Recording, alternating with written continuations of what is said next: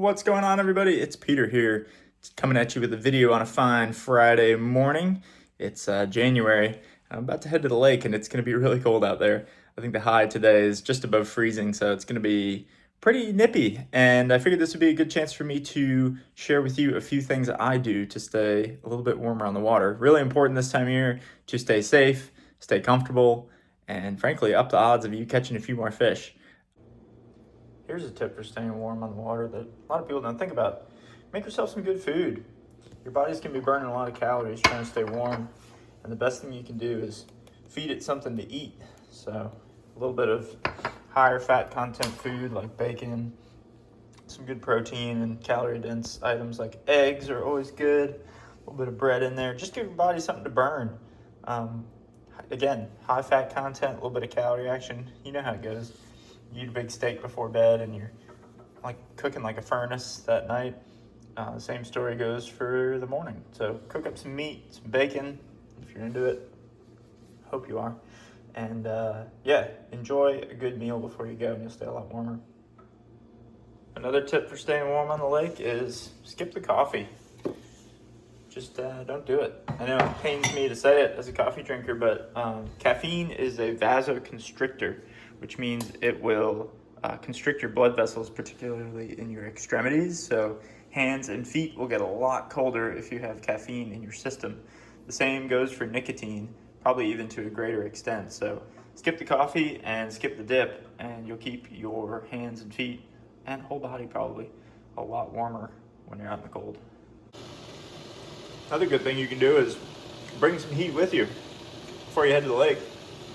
Heat up some water. You get yourself a hydro flask or insulated water bottle like that, double-walled. Something that's gonna keep stuff warm for a while. And pour some of that hot water into your hydro flask.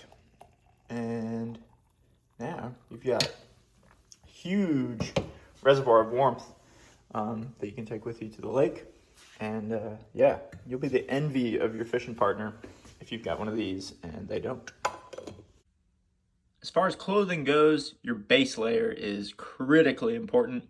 And I am a Smartwool fan through and through. So I pick a Smartwool merino wool base layer. This is a top that I'm a big fan of. I love the 200 weight stuff as well as their intranet base layers.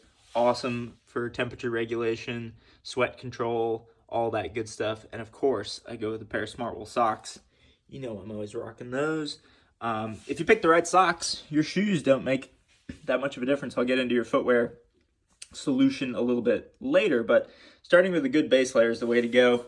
Then my mid layer for the top is going to be some other kind of puffy. Again, I go with the Smartwool. This is a Smart Loft hoodie.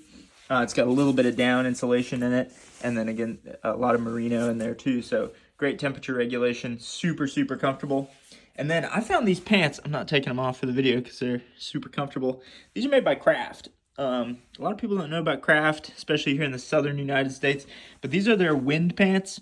I'll put the actual name of them in the description, but they are awesome. They sort of have like a little bit of a DWR coating on them over the fleece, so they block wind really well, and they're terrific insulators. So that's my mid layer on the bottom.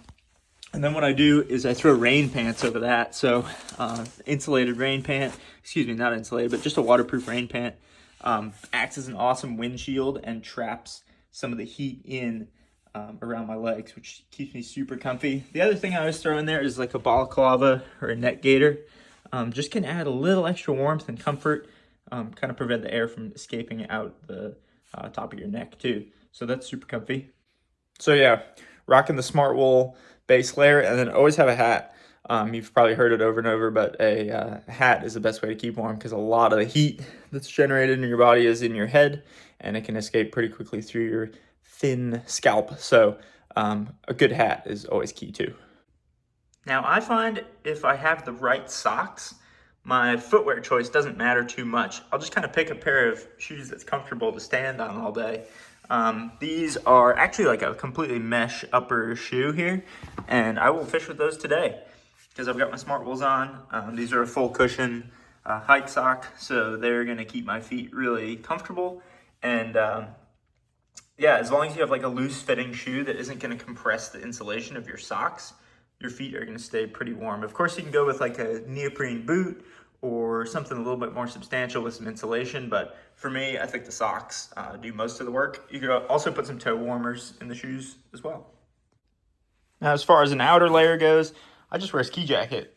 This is my old Patagonia one I've had for years, and that over the Smart Loft insulated hoodie there, proper base layer, and then the wind pants on the outside. I mean, I stay pretty dang cozy in that setup right there.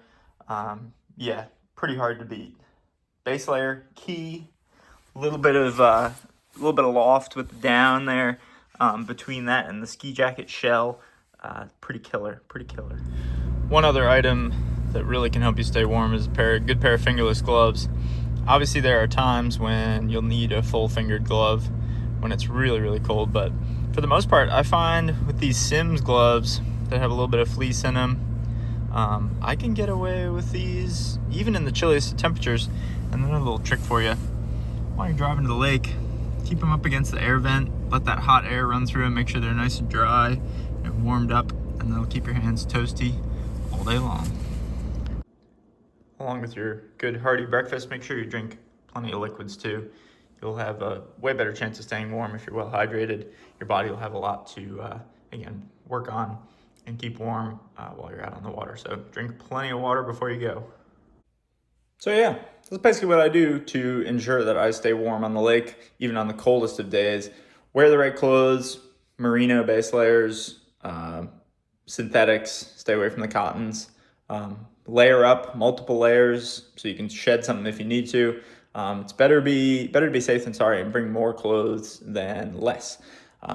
Eat the right food, get some good calories in you, get a little bit of fat content, give your body something to work through while you're on the water. Stay plenty hydrated. Again, good way to kind of keep your keep fluid up, keeps you warmer, more substance for your body heat to warm up and keep you insulated.